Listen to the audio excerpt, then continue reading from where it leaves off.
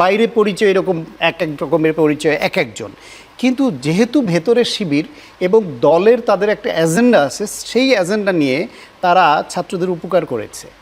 তারা বিভিন্ন রকমের হেল্প করতে সাধারণ ছাত্রদের পাশে দাঁড়িয়েছে। জামায়াত দল হিসেবে অনেকখানি চাঙ্গা হয়েছে, তাদের মনোবল বেড়েছে। একটা দলের জন্য মনোবল খুব গুরুত্বপূর্ণ। এই ঢাকা বিশ্ববিদ্যালয় বা জাহাঙ্গীরনগর বিশ্ববিদ্যালয়ে যে দলগতভাবে জামায়াত বা শিবির বলে তাদেরকে ভোট দিয়েছে, এটা অনেকেই মনে করেন না। এবং ভোটের বিশ্লেষণ সেটাই বলে যে এই যে 11,000, 10,000, 8,000 এরকম সংখ্যায় যে ভোট পেয়েছে শিবিরের নেতারা ডাকসুতে, এর 3 ভাগের 1 ভাগও তাদের দলীয় প্যানেল ভোট কিনা সেটা সন্দেহ আছে।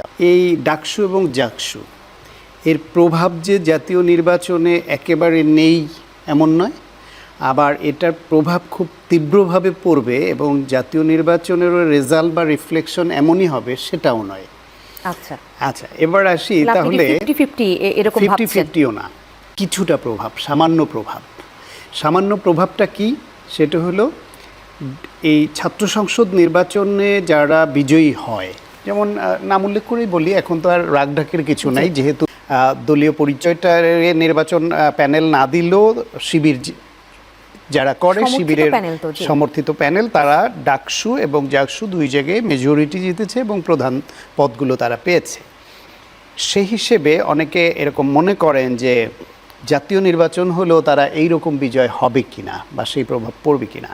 সেটা না পড়লেও একটা জিনিস হয়েছে, সেটা হলো সারা দেশে এই দুটো নির্বাচন ব্যাপক আলোচনা এসছে এবং সেই আলোচনার মাধ্যমে এই প্রশ্নটাই উঠছে, যে প্রশ্ন আপনি করলেন, যে জাতীয় নির্বাচনেও এর প্রভাব কতখানি পড়বে।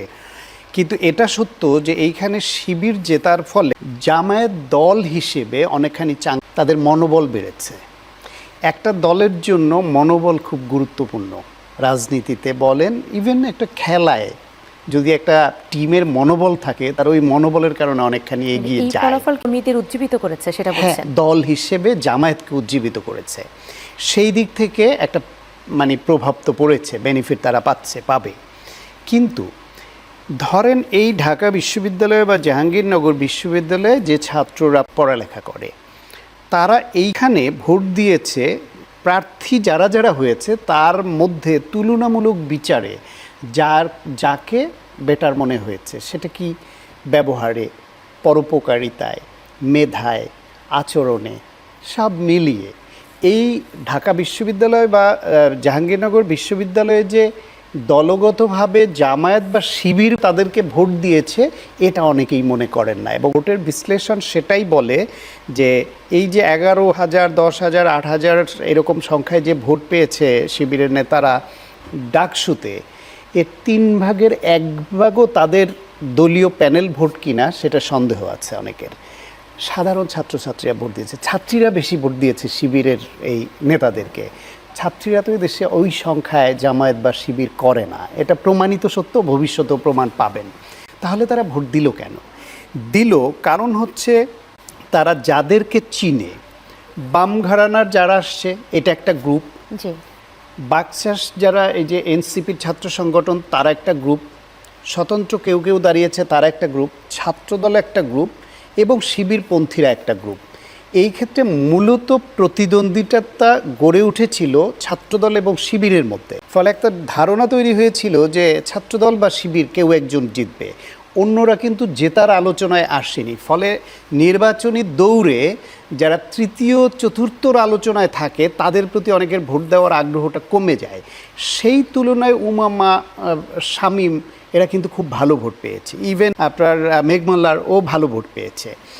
এখন আলোচনায় যেহেতু ছাত্রদলের প্রার্থী এবং শিবির ছিল, তার মধ্যে ছাত্রদলের প্রার্থীরা দীর্ঘদিন এই ক্যাম্পাসে থাকতেই পারেনি, অন্যদের সঙ্গে মেশা বা রাজনীতি দূরের কথা। আর ছাত্র শিবিরের যে নেতারা ইলেকশন করেছে, তারা এই ক্যাম্পাসেই কিন্তু ছিল। তারা কেউ সাধারণ ছাত্র পরিচয়ে ছিল, কেউ ছাত্রলীগের সমর্থক হিসেবে ছিল, কেউ ছাত্রলীগের নেতা হয়েছিল, কিন্তু তাদের ভেতরের ছিল অন্যটা, ভেতরের শিবির, বাইরে পরিচয় এরকম এক এক রকমের পরিচয় এক একজন। কিন্তু যেহেতু ভেতরের শিবির এবং দলের তাদের একটা এজেন্ডা আছে, সেই এজেন্ডা নিয়ে তারা ছাত্রদের উপকার করেছে। তারা বিভিন্ন রকমের হেল্প করতে সাধারণ ছাত্রদের পাশে দাঁড়িয়েছে।